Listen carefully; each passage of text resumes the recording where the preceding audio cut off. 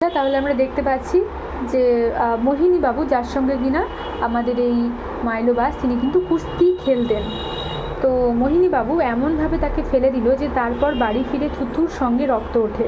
মানে মাইলোবাস কিন্তু অনেক বড় কুস্তিগির, তাকেও ঘুষি মেরে ফেলে দেওয়া হয়েছে। প্রথমটা সে গ্রাহ্য করেনি, পরে বুকে ব্যথা বাড়লে ডাক্তার দেখিয়েছিল, বুকের ছবি তুলতে হয়েছিল।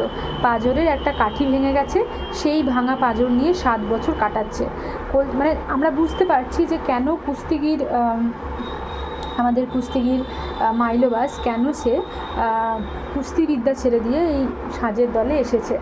তারপর বাড়ি ফিরে থুতুর সঙ্গে রক্ত উঠলো, একটা পাঁজর ভেঙে গেল, মানে পাঁজরের একটা কাঠি। এখনও গতর খাটতে মাঝে মাঝে টাটানি টের পায়, বোঝা তুলতে কষ্ট হয়, জোরে চেঁচাতে গিয়ে দম আটকে যায়। অথচ যেদিন থেকে চাঁদ সদাগরের সাজ গায়ে চড়ালো, যেন ভাঙা ঝাঁঝরা শরীরের মধ্যে এসে দাঁড়ালো এক বিশাল শক্তিধর পুরুষ। যতক্ষণ সাজ গায়ে থাকে ততক্ষণ সে সেই বীর্যবান দুর্ধর্ষ পুরুষ। মেঘের মতো হাঁকলেও দম আটকায় না।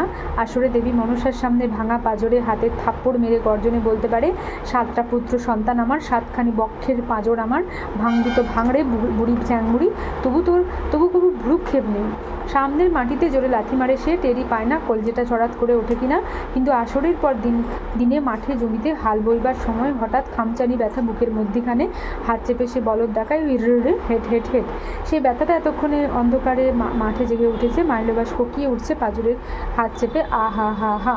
মতি ভাবছে সাজের বাক্সর দুঃখে ককাচ্ছে লোকটা, বাহাসুরতলাও তাই ভাবছিল, কিন্তু তা নয়, তার সেই ভাঙা পাঁজরটা কিন্তু এবার যন্ত্রণা করছে।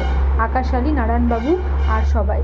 জল কাদায় পা ফেলার শব্দ উঠছে, চারিদিকে জোনাকি উঠছে, দূরে শেয়াল ডেকে উঠল, খালে 1 কোমর জল, একে একে পার হয়ে যায় সবাই। ওপারে বাঁধ, জায়গায় জায়গায় ধসে গেছে, আর মোটে 1 মাইল দূরে গ্রাম। বাঁধে উঠে মতি চৌকিদার বলল, এসো বিড়ি খেয়ে নি।